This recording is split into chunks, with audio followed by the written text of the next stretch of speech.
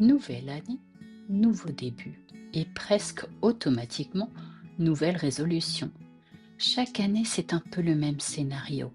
Nous dressons la liste de ce que nous devrions améliorer, corriger, même changer, comme si le passage au 1er janvier nous obligeait à devenir une meilleure version de nous-mêmes. Et pourtant, cette année, j'aimerais vous proposer de faire un pas de côté, d'envisager les choses autrement. Et si pour une fois, nous décidions de ne pas prendre de bonnes résolutions? Bonjour à tous et bienvenue dans ce nouvel épisode de C'est mon ressenti. Avant de parler de ce que l'on pourrait faire autrement, prenons un instant pour regarder ce que les bonnes résolutions produisent réellement. On ne s'en rend pas toujours compte, mais les résolutions portent souvent une forme de pression. Elles partent d'une bonne intention, certes, mais elles sont souvent formulées à partir de ce qui ne va pas. Je ne fais pas assez bien cela, je ne suis pas assez gentil, efficace, réactif, etc. Je devrais être autrement. Peu à peu, ces phrases que l'on se répète deviennent des injonctions. Et lorsque nous ne tenons pas ces nouvelles résolutions, ce qui arrive à beaucoup d'entre nous, elles laissent derrière elles la culpabilité, la frustration, parfois même un sentiment d'échec. Et ce, dès les premières semaines de janvier. À ce stade, une question mérite d'être posée. Une question que l'on se pose rarement. Et si le problème, ce n'était pas vous? Et si le problème n'était pas votre manque de volonté, mais le modèle lui-même? Un modèle qui nous pousse à vouloir changer trop vite, trop fort, sans vraiment écouter notre rythme, notre fatigue, nos besoins réels. La vie n'est pas une page blanche au 1er janvier. Vous arrivez dans cette nouvelle année avec une histoire, des émotions, des cycles, parfois des blessures encore présentes. Vouloir repartir à zéro peut alors être violent, même lorsque l'intention est positive. Alors, si ce modèle ne nous convient pas, si les résolutions nous enferment plus qu'elles ne nous soutiennent, que pourrait-on imaginer à la place? Plutôt que des résolutions, et si vous choisissiez une intention, une direction, ou même simplement une présence plus attentive à vous-même?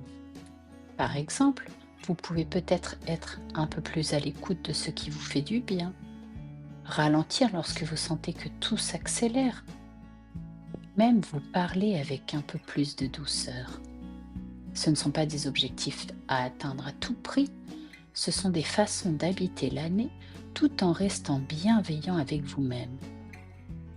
Vous définissez ainsi des repères intérieurs plutôt que des règles à suivre.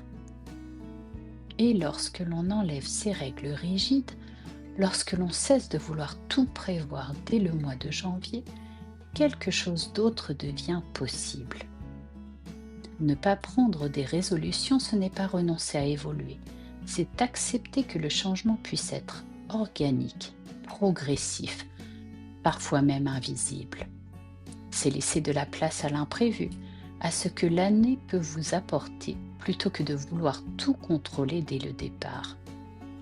Parfois, la décision la plus courageuse, ce n'est pas d'en faire plus, mais de ne rien forcer. Avant de conclure cet épisode, j'aimerais vous proposer quelque chose de très simple. Un petit moment pour vous, où il n'y a rien à réussir, ni à analyser. C'est juste une invitation à vous écouter. Si vous le pouvez, prenez quelques secondes pour vous installer confortablement. Fermez les yeux si l'environnement vous le permet, ou baissez simplement le regard.